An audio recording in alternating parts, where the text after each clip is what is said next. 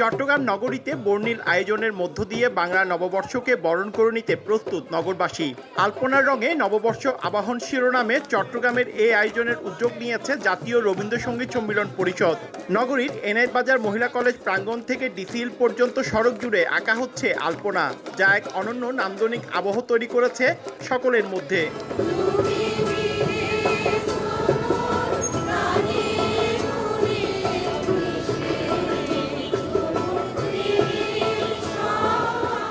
সোমবার রাতে অনুষ্ঠানের আনুষ্ঠানিকতা শুরু হয় সুরের মূর্ছনায়। গানের মাধ্যমে নতুন বাংলা বছরের আগমনী বার্তাকে আরো প্রাণবন্ত করে তোলে। গান, নৃত্য আর রঙের মেলবন্ধনে তৈরি হয় এক উৎসবমুখর পরিবেশ, যেখানে প্রতিটি মানুষ অংশ নিচ্ছে আপন আনন্দে। চারুকলার শিক্ষক, শিক্ষার্থী, তরুণ তরুণী সহ বিভিন্ন শ্রেণী পেশার মানুষ এই আয়োজনে স্বতঃস্ফূর্তভাবে অংশ নিয়েছে। সাদা ক্যানভাসের উপর রঙের তুলিতে ফুটে উঠছে বাংলার সংস্কৃতি, ঐতিহ্য আর প্রাণের স্পন্দন। কেউ আঁকছে পাখি, কেউ বা গ্রামীণ জীবনের চিত্র, আবার কেউ তুলে ধরছে লোকজ মোটিভ। সব মিলিয়ে যেন এক জীবন্ত শিল্পকর্ম। আর অংশগ্রহণকারীরা বলছেন, এমন উৎসব তাদের মাঝে তৈরি করে এক অন্যরকম আনন্দ আর আত্মপরিচয়ের অনুভূতি। অতি উৎসাহের সাথে বাঙালি জাতি আবার এই উৎসব পালন করছে বলে আমরা খুবই আনন্দিত এবং আশা করি এটার কোনোদিন আর ছেদ পড়বে না এবং এই আলপনার সিঁড়ি ধরেই বাঙালির সংস্কৃতি ধরে আমরা এগিয়ে যাব। বাংলা এবং বাঙালির যে দীর্ঘদিনে আলপনা আঁকার যে চিরায়ত ঐতিহ্যগতভাবে সেটা আমরা দীর্ঘ সময় ধরে করে আসছি।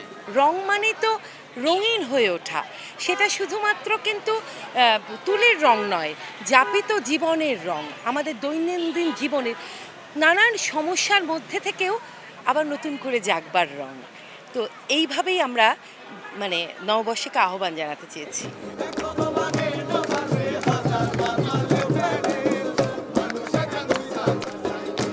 আলপনা আঁকার পাশাপাশি গানের তালে তালে চলেছে নাচও। নতুন বছরকে স্বাগত জানানোর জন্য সবার চোখে মুখে ছিল উচ্ছ্বাস আর প্রত্যাশা।